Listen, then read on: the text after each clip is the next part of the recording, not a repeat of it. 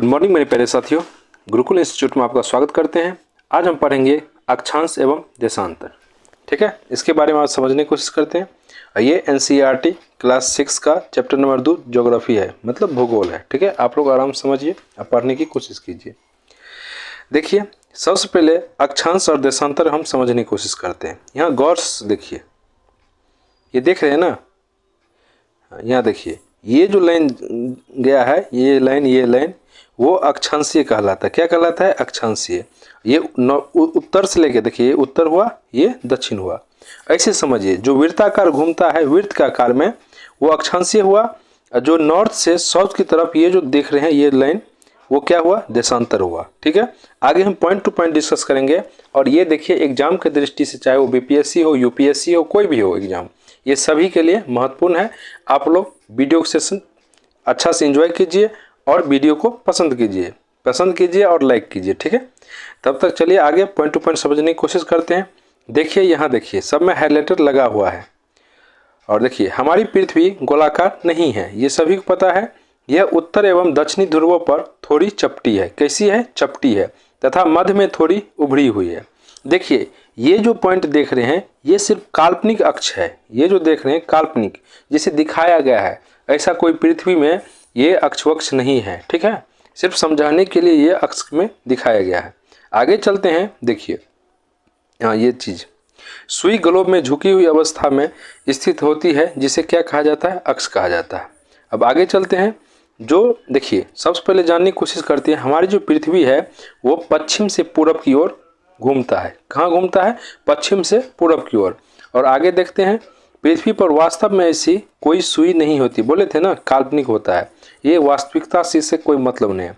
ये अपने अक्ष पर चारों ओर घूमती है, जो एक काल्पनिक रेखा है। ये जो रेखा दर्शाया गया है वो क्या है? काल्पनिक है। ठीक है, यहाँ तक क्लियर हो गया। आगे देखते हैं।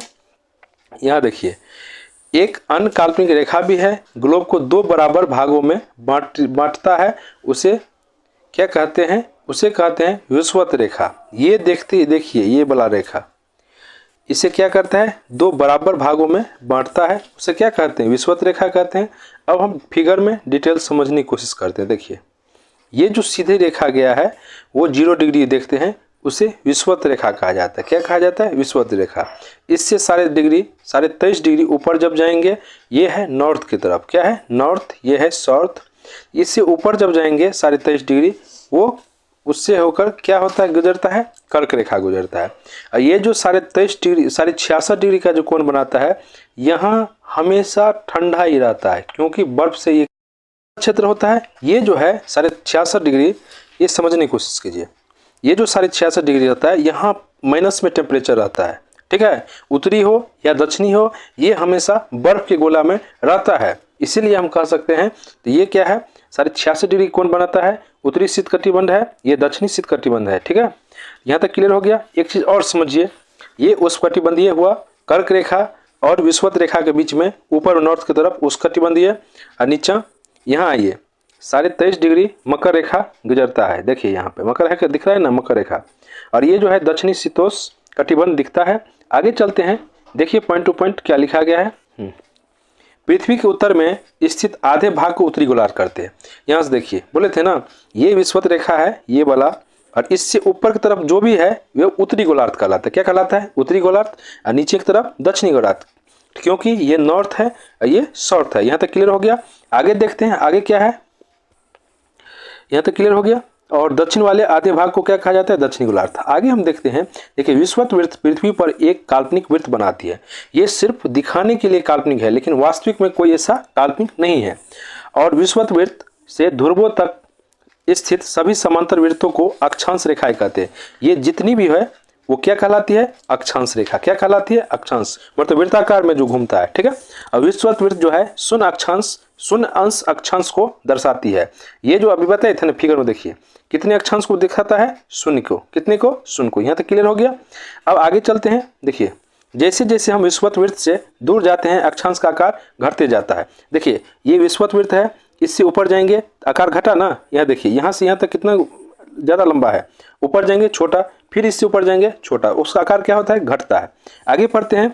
विषुवत वृत्त 0 डिग्री उत्तर ध्रुव 90 डिग्री उत्तरी तथा दक्षिणी ध्रुव 90 डिग्री दक्षिणी के अतिरिक्त 4 महत्वपूर्ण अक्षांश। देखिए यहाँ देखिए, पहला पॉइंट क्या है, उत्तरी गोलार्ध में कर्क रेखा 23.5 डिग्री। यहाँ देखिए है 23.5 डिग्री उत्तरी गोलार्ध में कर्क रेखा है ना, कर्क रेखा। चलो और क्या है, यहीं समझ लेते हैं, वहां समझे। मकर रेखा 23.5 डिग्री दक्षिणी और 23.5 डिग्री उत्तरी मकर रेखा। ठीक है, यहाँ तक क्लियर हो गया। अब ये भी क्लियर हो गया, दूसरा भी दक्षिणी गोलार्ध मकर रेखा समझ गया। विषुवत वृत्त 66.5 डिग्री उत्तर में उत्तरी ध्रुव। देखिए ये कौन सा, किसके बारे में बता रहा है, इसके बारे में। ठीक है, 66.5 डिग्री उत्तरी में उत्तरी ध्रुव वृत्त है और 66.5 डिग्री दक्षिणी में दक्षिणी वृत्त है। ठीक है, यहाँ तक क्लियर हो गया। अब आगे चलते हैं पृथ्वी के ताप कटिबंध के बारे में।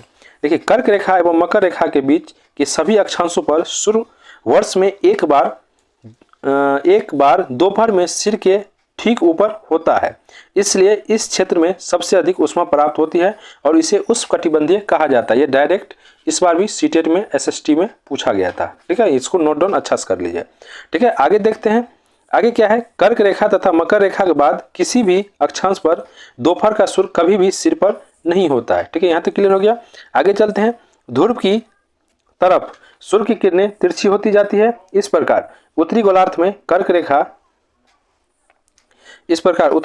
कर्क रेखा एवं उत्तर ध्रुव वृत्त तथा दक्षिणी गोलार्ध में मकर रेखा एवं दक्षिण ध्रुव वृत्त के बीच वाले क्षेत्र का तापमान माध्यम रहता है, इसलिए इन्हें क्या कहा जाता है, शीतोष्ण कटिबंधीय। क्या कहा जाता है, शीतोष्ण कटिबंधीय। यहाँ तक क्लियर हो गया। ये शीतोष्ण कटिबंधीय यहाँ उत्तरी में है, यहाँ दक्षिणी में है। यहाँ तक क्लियर हो गया। अब हम चलते हैं, हाँ यहाँ सही है। उत्तरी गोलार्ध में उत्तर ध्रुव, यहाँ से देखिए उत्तरी गोलार्ध में उत्तर ध्रुव वृत्त एवं उत्तरी ध्रुव तथा दक्षिणी गोलार्ध में दक्षिणी ध्रुव वृत्त एवं दक्षिणी ध्रुव के बीच के क्षेत्र में बहुत ठंड रहता है। क्या रहता है, बहुत ठंड, क्योंकि यहाँ सूर्य की क्षितिज से ज्यादा ऊपर नहीं आ पाता है, इसलिए ये शीत कटिबंध कहलाता है। क्या कहलाता है, शीत कटिबंध। ठीक है, यहाँ तक क्लियर हो गया। देखिए ये बोले थे ना, ये जो है उत्तरी और दक्षिणी शीत कटिबंध, यहाँ सूर्य नहीं पहुंच पाता है और जिसके कारण यहाँ क्या हुआ, -डिग्री में टेम्परेचर रहता है और क्या होता है, ये बहुत ठंडा रहता है वहाँ पे। ठीक है, यहाँ तक क्लियर हो गया। अब हम बस वही पॉइंट को देखेंगे जो पॉइंट परीक्षा की दृष्टि से महत्वपूर्ण है। ठीक है, यहाँ तक क्लियर हो गया। अब यहाँ सबसे पहले समझिए, ये उत्तरी ध्रुव हुआ, ये दक्षिणी ध्रुव हुआ। क्या हुआ, दक्षिणी ध्रुव। चलिए आगे चलते हैं। आगे क्या है, देखिए यहाँ से अक्षांश रेखाओं से भिन्न सभी देशांतरीय यामोत्तर की लंबाई समान होती है। ठीक है, इसलिए इन्हें सिर्फ मुख्य संख्याओं में व्यक्त करना कठिन है। ठीक है, तब सभी देशों ने निश्चय किया कि ग्रीनविच, जहां ब्रिटिश राज की वेधशाला स्थित है, से गुजरने वाली यामोत्तर से पूर्व और पश्चिम की ओर गिनती शुरू की जाए। इस यामोत्तर को प्रमुख यामोत्तर कहते हैं। इसका मान कितना होता है, 0 डिग्री। कितना होता है, 0 डिग्री। तथा यहाँ से हम 180 डिग्री पूर्व 180 डिग्री पश्चिम तक गणना करते हैं। प्रमुख यामोत्तर तथा 180 डिग्री यामोत्तर मिलकर पृथ्वी के 2 समान भागों में पूर्वी गोलार्ध तथा पश्चिमी गोलार्ध में विभक्त करता है। ठीक है, यहीं से देखिए, यही है प्रमुख यामोत्तर जो इंग्लैंड में है। कहाँ पे है, इंग्लैंड में। ठीक है, इंग्लैंड जो ब्रिटिश राज की वेधशाला में स्थित है, यही है। ठीक है, इधर जाएगा पूर्व की तरह, इधर जाएगा पश्चिम की तरह। ठीक है, यहाँ तक क्लियर हो गया। अब चलते हैं, देखिए आगे चलते हैं। ये है मतलब ये है प्रशांत महासागर, सभी को पता है प्रशांत महासागर, अटलांटिक महासागर, और यही है ग्रीनलैंड। क्या है, ग्रीनलैंड। ठीक है, इधर है हिंद महासागर, इधर है प्रशांत। ये चलो वर्ल्ड मैप हुआ। चलिए आगे चलते हैं। हाँ, यहाँ से देखिए, समय को मापने का सबसे अच्छा साधन क्या है, पृथ्वी, चंद्रमा एवं ग्रहों की गति है। ठीक है, आगे चलते हैं। ग्रीनविच पर स्थित प्रमुख यामोत्तर पर सूर्य जिस समय आकाश के सबसे ऊंचे बिंदु पर होगा, उस समय यामोत्तर पर स्थित सभी स्थानों पर क्या होगी, दोपहर होगी। यहाँ तक क्लियर हो गया। इस सब कुछ चीज़ को पॉइंट करते जाइए। चूंकि पृथ्वी पश्चिम से पूर्व की ओर चक्कर लगाती है, अतः वे स्थान जो ग्रीनविच के पूर्व में है, उनका समय ग्रीनविच समय से आगे होगा। ध्यान दीजिए, ये जो ग्रीनविच है, यहाँ पर ये फिगर पर डायरेक्ट, हाँ ये जो है ग्रीनविच, इससे जैसे ही पूरब पर जाएंगे वो क्या हुआ, उसका समय बढ़ना स्टार्ट हो जाएगा। अब पश्चिम की तरफ क्या होगा, बढ़ेगा, मतलब समय घटना स्टार्ट हो जाएगा। ठीक है, यहाँ तक क्लियर हो गया। पृथ्वी लगभग 24 घंटे में, ध्यान देंगे, पृथ्वी लगभग 24 घंटे में अपने अक्ष पर 360 डिग्री घूम जाती है, अर्थात वह 1 घंटे में 15 डिग्री एवं 4 मिनट में 1 डिग्री घूमती है। इस प्रकार जब ग्रीनविच में दोपहर 12 बजते हैं, तब ग्रीनविच से 15 डिग्री पूरब में समय होगा 60 मिनट। कितना होगा? समय, अर्थात ग्रीनविच के समय से 1 घंटा आगे होगा। ठीक है, यहाँ तक क्लियर हो गया। देखिए ऐसे समझिए 4 मिनट का अंतर होता है, तो 15 डिग्री जैसे ही आगे जाएगा तो 15 चौका 60, 1 घंटा आगे बढ़ जाएगा। ठीक है, यहाँ तक क्लियर हो गया। अगर ग्रीनविच में 11 बजता है तो वहाँ कितना बज जाएगा? 12। ठीक है, यहाँ तक क्लियर हो गया। अब आते हैं यहाँ पे, किसी भी स्थान पर जब सूर्य आकाश में अपने उच्चतम बिंदु पर होता है तो दोपहर में उस समय घड़ी में दिन के 12 बजे बजते हैं। इस प्रकार घड़ी के द्वारा दिखाया गया समय उस स्थान का स्थानीय मान होगा। ठीक है, देशांतरीय यमोत्तर पर सभी स्थानों का स्थानीय मान समान होता है। ठीक है, कि क्या होता है? मान समान होता है। आगे चलते हैं, ये सब मेन पॉइंट को कवर किया गया है। देखिए भारत में जो है गुजरात के द्वारका तथा असम के डिब्रूगढ़ के स्थानीय समय में लगभग 1 घंटा 45 मिनट का अंतर होता है। ठीक है, देखिए और इसका जो यमोत्तर समय ये भारत का है 82.5 डिग्री। ठीक है, यहाँ देखिए भारत में 82.5 डिग्री पूर्वी को मानक यमोत्तर माना जाता है। यहीं से समय को डिसाइड किया गया है, क्योंकि अगर यहाँ से समय नहीं लेता ना तो हर एक जगह, जैसे हर एक स्टेट में उसका समय क्या होता है? अलग अलग होता है, इसीलिए इसको यहाँ से नोटिस किया गया है। ठीक है, यहाँ तक क्लियर हो गया। और इसे क्या कहा जाता है? भारत के मानक समय के नाम से जाना जाता है।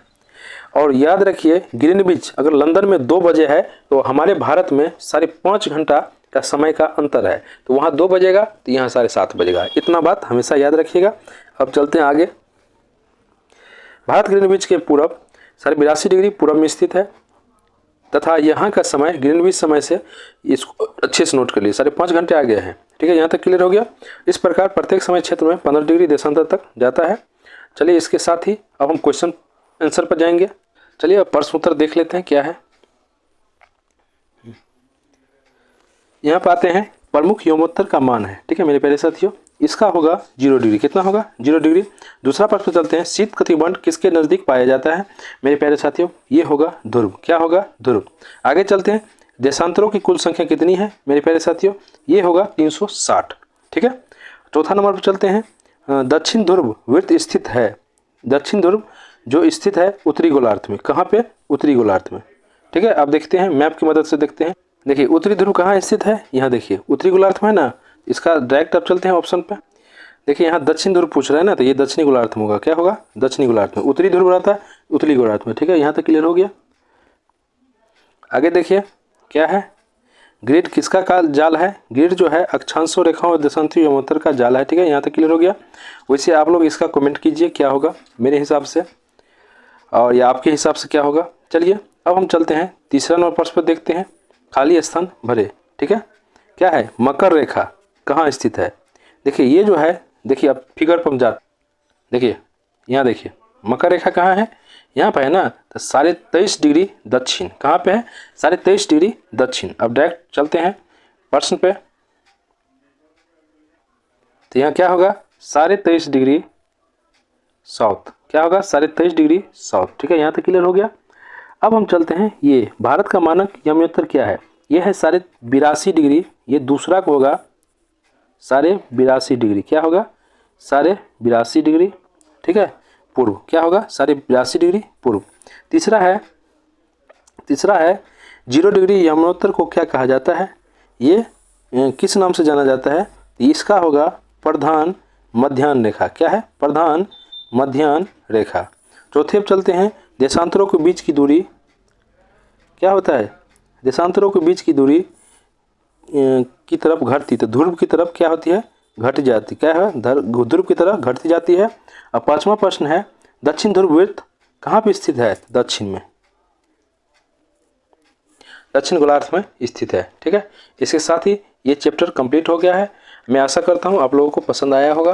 तो आप लोग इसी तरह सपोर्ट कीजिए। बहुत जल्द मैं लाइव आऊँगा, वो भी आप लोगों के सामने में एक अच्छे से समझाऊंगा वहाँ पे बोर्ड पे। ठीक है, तब तक के लिए आप लोग वीडियो को लाइक कीजिए, सपोर्ट कीजिए। Bye bye, take care, love you guys.